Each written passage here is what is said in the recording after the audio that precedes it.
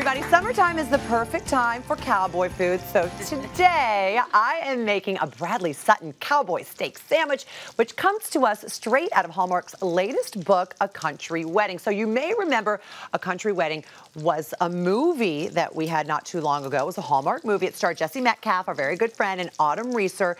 And in the book, they fall madly in love with each other over a sandwich at the Milltown Family Diner. What kind of sandwich, you ask? Well, the steak sandwich I'm making today. It inspired them to fall in love. So in the book version of these movies, one of my favorite things about these books is that it takes the characters to the next level. Like after the movie ends, we find out what happens to them after. So it's really nice. It's a nice continuation.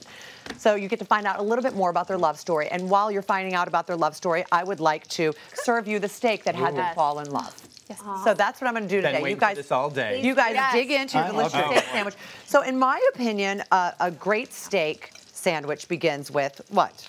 A great steak? The steak. Okay. Thank you. So I prefer ribeye. I like a nice piece of marbly steak because in the marble is the fat, and fat equals flavor. Right. So what I've done here, I've taken out about an inch and a half, almost 2-inch ribeye. I've put it on a cast iron skillet with a little bit of olive oil, and I've started to sear it on one side. So 3 tips to making steaks, whether you're gonna make a steak sandwich or not. You really want your steak to be room temperature. So make sure you don't just take it straight from the refrigerator and start, whether you put it on a grill, in the oven, or on a cast iron skillet, you want it room temperature so it cooks evenly. Otherwise, you're gonna have parts of the steak that are less cooked and others that are more cooked. And you really want it cooked straight across the way. Thank you, I appreciate that. Delicious. Number 2, to get that beautiful sear, pat your steak dry.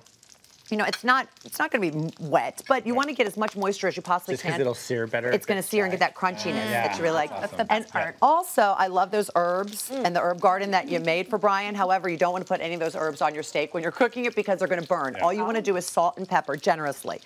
So, as I've said before, what we did here is 4 to 5 minutes on the first side, depending on how well done you like your steak.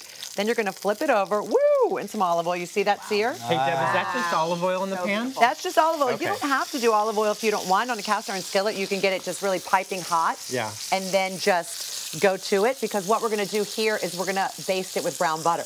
Ooh, oh, that's yum. Nice. I love, beautiful. You know, and I know that a ribeye has a lot of fat in it already, and that's flavor.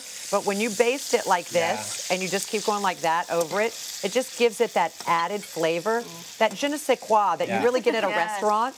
And you know what, Deb? I mean? I like the flavor of olive oil and butter together. I mean, So I do like that on the steak. I really do like olive oil and butter together as well. I think it really gives it an extra layer of flavor, like a different profile. And it makes it feel like the steak that you get at a restaurant. You say, why is this steak so much better than mine? And I've done the exact same thing. I always ask them to char it a little bit, and I never knew how to do it. This is how you do it. It has to be really dry before you put it in the pan. So depending on how well done you like your steak, like I said, you keep it on the second side for about 3 minutes, 4 minutes. Some people like 2 minutes if you want it medium rare. So I'm going to leave that right there for a second, and I'm going to make the delicious horseradish sauce that goes on it, which is delicious. Just mayo, horseradish, and some garlic pepper. Mix that all together. It tastes so much more fancy than those 3. Doesn't it? That's it. You know, it's the garlic pepper. That's why. Garlic salt's great too, but it's going to make it too salty, I think. So this is what we do, just like this. Then you toast your brioche bun. Put a little bit of this. Toast your brioche. Toast your brioche. That's going to be the follow-up book to your 7th month. There you go. And toast your brioche. The good bread is important too, because that's really tasty. Thank you. Yeah. Then you add some greens, some lettuce, whatever you like. Make it healthy. Arugula. Right, that makes it healthy. Then you're going to add your sliced steak.